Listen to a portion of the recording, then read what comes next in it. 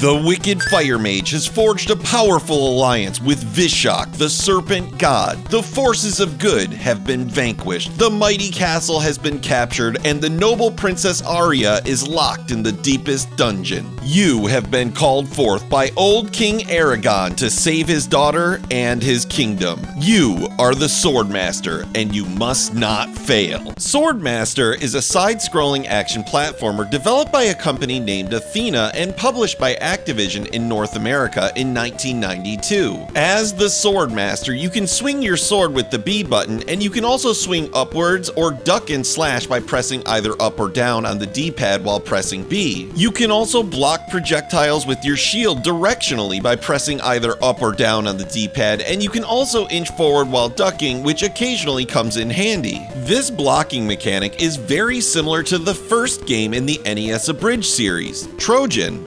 Finally, you can jump by pressing A, and according to the manual, you can also do a double jump by pressing A again. Despite practicing this double jump for quite a while, I could never pull this off with any consistency, and it just seems to happen at random. Speaking of the manual, I just wanted to take a moment to bring you back to a time when every game came with its own printed manual, some of them featuring really cool artwork, and Swordmaster's manual is a great example of a manual done right. It has 11 pages dedicated to all of the enemies you'll encounter, including hand-drawn depictions and a brief description which provides some lore, like the fact that the Gold Knight, an enemy you encounter later in the game, was once a good guy turned evil who also has a twin brother, the Silver Knight, separated at birth, who was a bad guy, still evil. I absolutely adore manuals like this. I even have a printed poster of the entire Kid Icarus manual on my office wall, and this type of stuff goes a long way toward bringing the characters on the screen to life, since the game itself lacks any dialogue or storytelling. Defeating the enemies in Swordmaster will provide you with experience points so you can level up.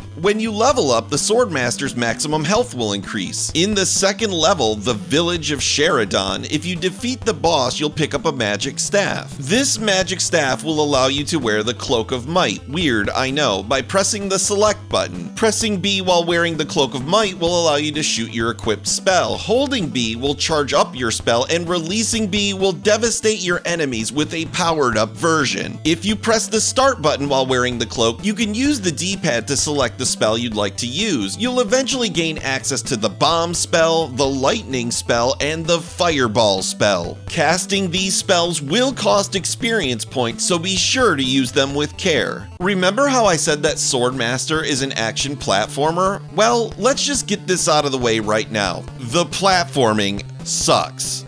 Yeah, I said it!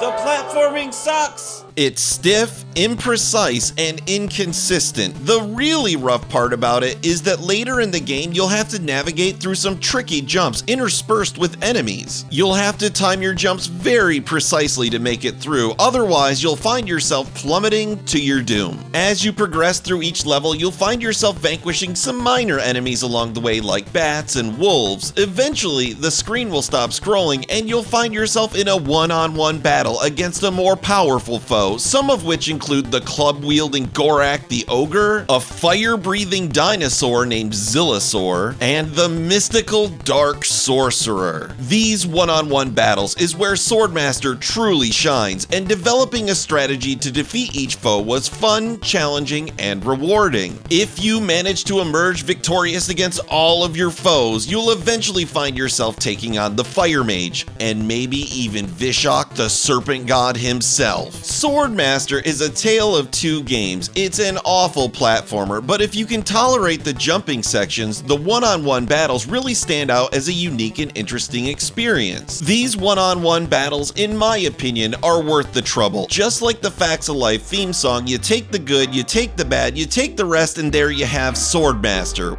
which receives a dichotomous 3 out of 5.